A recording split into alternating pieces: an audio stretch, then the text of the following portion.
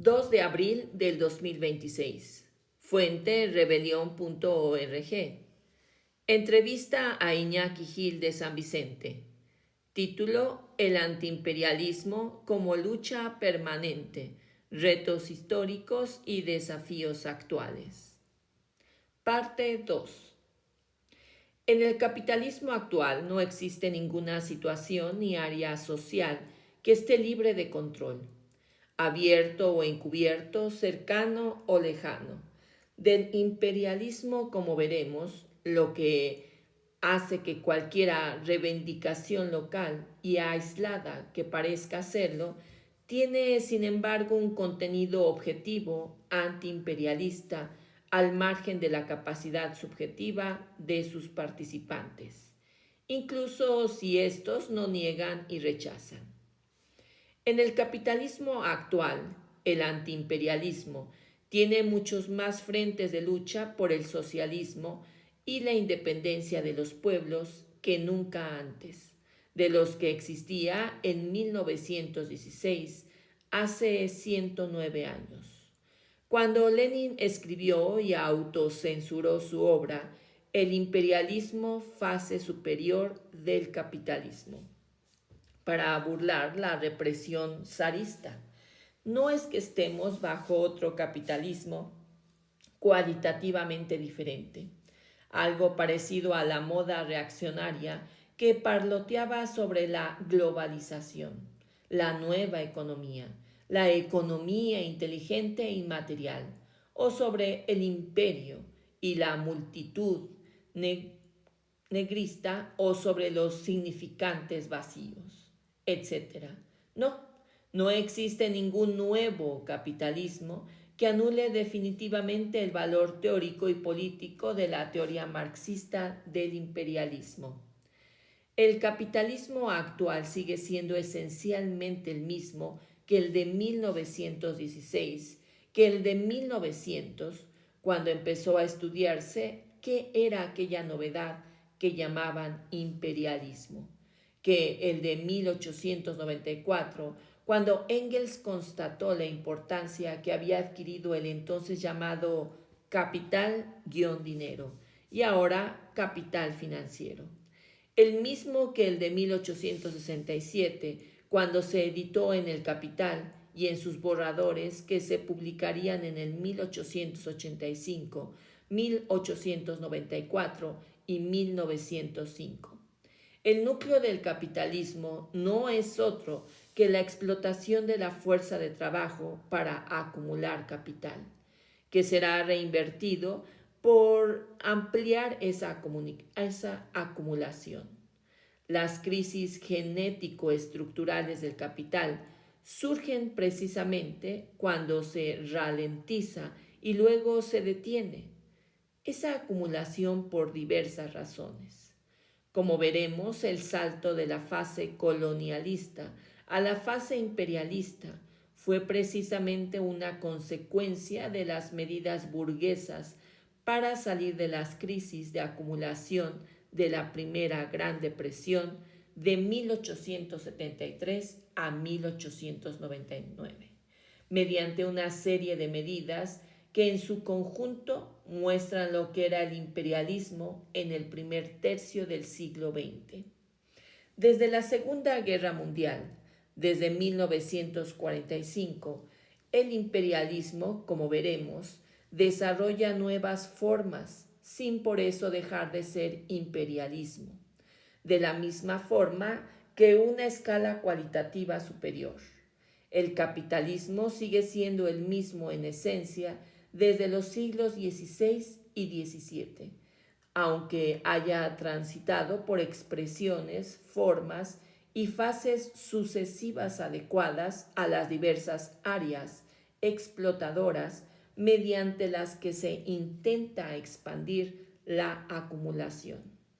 Es cierto que la categoría de esencia es fundamental aquí, como en todo, de la misma manera que lo es en la unidad de contrarios de esencia o fenómeno. Pero no podemos desarrollarlas ahora más que en lo básico. La esencia es lo que identifica un proceso. lo que distingue a una cosa frente a las demás, lo que determina su cualidad específica y diferente de las demás cosas y procesos. El fenómeno es la expresión externa que va adquiriendo la esencia en su movimiento y complejización crecientes. El fenómeno expone alguna de las características de la esencia a la que está unida y de la que es inseparable, y puede llegar el momento en el que la esencia y fenómeno se unan y luego se separen, de modo que el fenómeno se transforme en la esencia de otro proceso nuevo y viceversa. Durante la Segunda Guerra Mundial, el imperialismo empezó a mostrar fenómenos, formas y continentes nuevos que reflejaban la complejización de su esencia, es decir, que por un lado se agudizaban sus características esenciales y por otro lado, en su interior, se desarrollaban otras nuevas no existentes hasta entonces. Es muy fácil recurrir a la invención de la bomba atómica como ejemplo del inicio de la nueva fase del imperialismo, lo cual es cierto, pero insuficiente, porque la bomba es solo la expresión más brutal de unas transformaciones del capitalismo que se iniciaron a raíz de la Segunda Gran Depresión de 1929. Una crisis genético-estructural surgida de las entrañas del imperialismo. A lo largo de las páginas que siguen, iremos viendo lo que va envejeciendo, lo que es permanente y las formas nuevas en las que se presenta el capitalismo y el imperialismo. 2. ¿Cómo anticiparon Marx y Engels una teoría antiimperialista? ¿Cuáles son las raíces teóricas del imperialismo dentro del marxismo? Buena parte de la obra de Marx y Engels se elaboró mientras no existía aún la palabra imperialismo, o apenas era utilizada desde 1860 en adelante, tanto en políticos franceses como sobre todo por ingleses ya lanzados abiertamente a expandir su capitalismo, a costa de los pueblos del mundo, sobre todo de los que habían sufrido poco o nada el saqueo colonialista. Tal como lo explicaba brutalmente el primer ministro británico Disraeli en 1878. Pero para entonces Marx y Engels ya habían leído, criticado y superado las ideas de Hegel sobre la universalidad y ya habían hablado de la tendencia del capital a la mundialización de sus fuerzas productivas. E incluso en 1852 utilizan el término imperialismo, pero en su connotación de dominio político de Napoleón III. Desde 1860, Francia, Estados Unidos y más tarde Alemania empiezan a proteger sus economías frente a la potencia británica. Marx y Engels ya habían criticado ferozmente al colonialismo y estudiaban con ahínco la creciente resistencia de los pueblos precapitalistas a las invasiones occidentales.